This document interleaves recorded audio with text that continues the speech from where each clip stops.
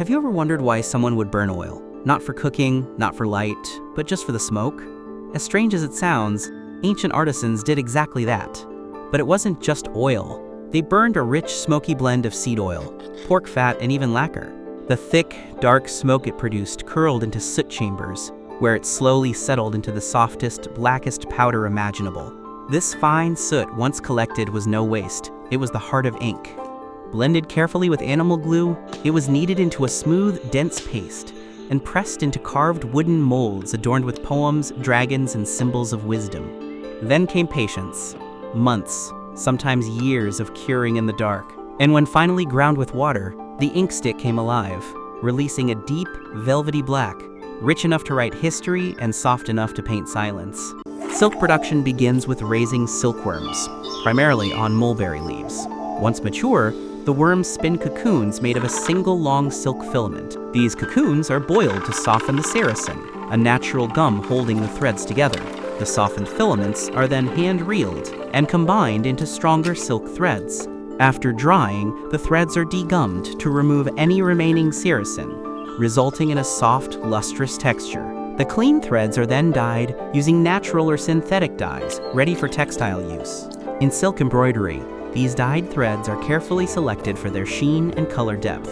Artists use them to stitch intricate patterns onto silk fabric, producing detailed and vivid silk paintings. Have you ever sat around a bubbling pot, cooking your own food while sharing stories and laughter? That's the magic of hot pot, a centuries-old dining tradition that turns every meal into a social event. Originating in China over 1,000 years ago, hot pot brings people together around a shared pot of rich, simmering broth. Each person adds their favorite meats, seafood, and veggies, creating a feast that's as personal as it is communal.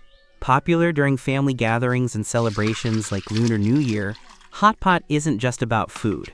It's about connection, warmth, and joy. With endless broth styles and dipping sauces to explore, no two hot pot meals are ever the same. Do you know why rubber farmers remove water from latex after harvesting? It's not just to make it lighter. Fresh latex contains a large amount of water, which can cause it to spoil quickly if not treated. By reducing the water content, farmers prevent bacterial damage, improve storage, and boost the quality of the rubber. This process also increases the concentration of dry rubber, making it more valuable and efficient to transport. It's a small step that makes a big difference in turning raw latex into the durable rubber we use every day. Look, a woman is carefully washing a mountain of fresh roses, preparing to create a truly unique and fragrant spice. She removes the stems, keeping only the delicate petals. These are vigorously crushed with a mortar and pestle, releasing their rich color and intense floral aroma. The crushed petals are then packed into an instrument resembling an oversized lemon squeezer and firmly pressed to extract every drop of rose essence. To add a touch of brightness and flavor, freshly squeezed lime juice is mixed into the rose extract, transforming it into a vivid, vermilion red liquid. This fragrant juice is blended with salt and slowly cooked until all moisture evaporates, leaving behind beautifully tinted, rose-infused salt. The final result is a floral, slightly tangy seasoning that brings elegance and a touch of surprise to everyday dishes. Chocolate begins its journey as the fruit of the cacao tree, known as a cacao pod. Inside each pod are dozens of seeds surrounded by white pulp. Once harvested, the pods are split open, and the beans, along with their pulp, are scooped out and fermented for several days. After fermentation, the beans are dried and roasted to intensify their flavor and also to loosen their thin outer shells. The roasted beans are then cracked open and separated from the shells, leaving behind cacao nibs. These nibs are roughly ground and stirred over hot water with some sugar to create a smooth and silky texture, known as chocolate. This chocolate is now ready to be molded and turned into delicious chocolate bars. Do you know why people collect soil?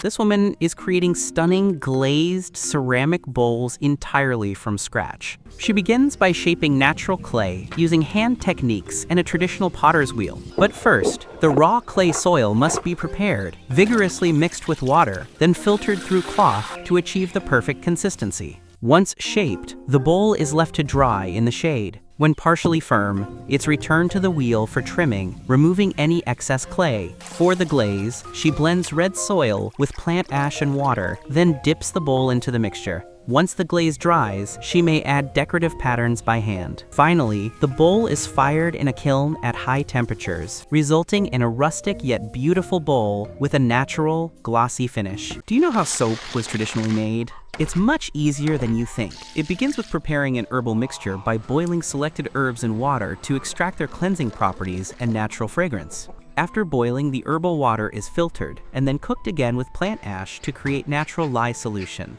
Meanwhile, coconut oil, palm oil, and camellia oil are gently mixed together. The oil and lye solution are slowly combined and stirred continuously until the mixture thickens to a smooth, pudding-like consistency. This soap mixture is then poured into molds and left to harden. After several days, the finished soap becomes firm and is ready to use. Do you know how ancient lip balm was made? In ancient China, a natural red lip balm was made through a careful, multi-step process. First, various herbs were mixed with honey and placed into a small clay jar. Another jar with herbs-infused linseed oil was placed on top and sealed with clay. A fire was built around the buried jars to heat them gently over time. This process produced a greenish liquid, which was collected and set aside as a binding base. Separately, a red-colored extract was naturally prepared. The green liquid and the red pigment were then combined and slowly blended into warm beeswax. Once cooled, the mixture was stored in a small container and used as a soft, long-lasting lip color. Chinese handmade paper is a traditional craft known for its exceptional durability, smooth texture, and cultural importance. It is primarily made from the bark of the mulberry tree, which is soaked, steamed, and cleaned to remove fibrous debris before being pounded into a fine pulp. A distinctive step in the process involves adding a natural extract made from cactus or other mucilaginous plants, which helps the fibers bond and settle evenly. This enhances the paper's strength, resilience, and resistance to aging. The pulp is carefully spread onto a bamboo screen, shaken to distribute the fibers uniformly, then dried under the sun.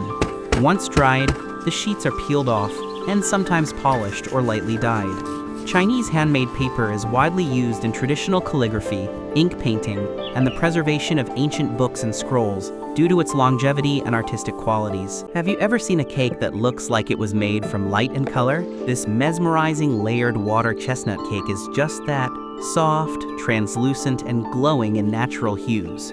It begins with a simple, silken batter made from water chestnut flour, water, and a touch of sweetness. The batter is then separated and infused with gentle natural colors, delicate green, deep blue, golden yellow, while one portion is left beautifully white. Layer by layer, the cake is steamed with precision, white, green, blue, yellow, and finished with a final white layer on top. As the layers build, so does the anticipation. Once fully steamed and cooled, each slice reveals a glowing mosaic of color and texture, smooth, chewy, and quietly enchanting.